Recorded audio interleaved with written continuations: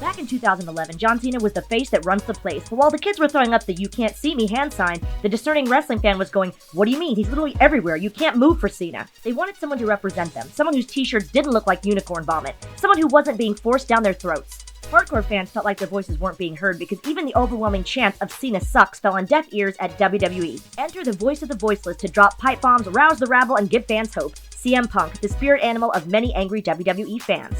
The result, an epic feud between two polar opposites, the hero versus the anti-hero. This was wrestling's Batman vs. Superman, and so much better than the movie. This is Feuds, Punk vs. Cena. In 2006, WWE laid some accidental groundwork by casting CM Punk as an extra for Cena's WrestleMania 22 entrance. Punk was a Tommy gun-toting mobster riding in Cena's gang. Fast forward to June 2011, and CM Punk had dropped the Dillinger Act, become a name in his own right, and was winding down a storyline with the new Nexus, while WWE Champion Cena was battling with R-Truth and all the little Jimmies. It would be Raw guest host Stone Cold Steve Austin who would stomp his authority on proceedings pitting Punk against Cena. And with little help from Truth, Punk pinned Cena, but he would have to overcome Rey Mysterio at the one-off pay-per-view Capital Punishment, and Alberto Del Rio in a #1 contendership battle all within a week to actually earn his shot at the WWE Championship.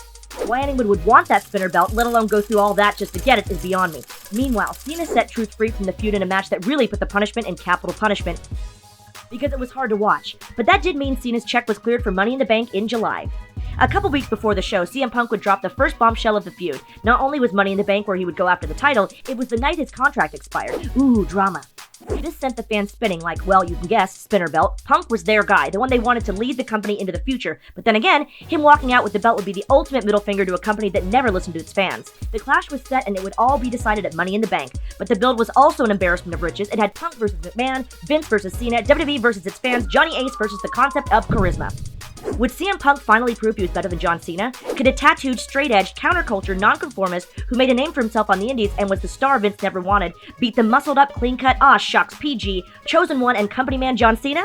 If Punk won, what would WWE do without a champion? If Cena won, what would America do without a Chicago? As if this wasn't enough, the feud would be launched into the stratosphere when CM Punk broke the fourth wall and cut the pipe bomb heard around the world and all of YouTube. Hey, Coke Cabana. Heading into the match, CM Punk was so confident he was a better wrestler than John Cena, he couldn't see himself losing. Vince McMahon also seemed to agree and tried to call the whole thing off, but good boy John Cena wouldn't allow it. So after a confrontation, McMahon kept the match but threatened to fire Cena if he lost. At Money in the Bank, CM Punk and Cena battled it out. Punk was surprised that he couldn't just drop Cena as effortlessly as he dropped pipe bombs. McMahon, not one to take chances, tried to screw Punk with the help of John Laurinaitis, but Super John wouldn't allow it. In the end, Punk would put Cena to sleep and leave the WWE with the championship. McMahon was furious. The Chicago crowd was in full voice, fans were ecstatic, so was Dave Meltzer. He actually gave a John Cena match 5 stars and it didn't even happen in the Tokyo Dome. On the next Raw, McMahon was all set to fire John Cena, but Triple H took over for Vince. Trips tried to act conflicted, but we've seen him try to act before. The chaperone. By the end of the night, Cena was champ again. Fans clamored to see Punk show up at all the places he promised, like ROH and the Indies, though he did make one appearance at a Comic-Con. His hiatus was short-lived. Next thing you knew, Punk popped back up after just 2 weeks, another opportunity wasted.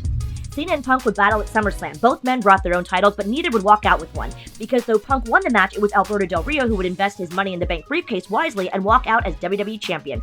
Such good shit, right?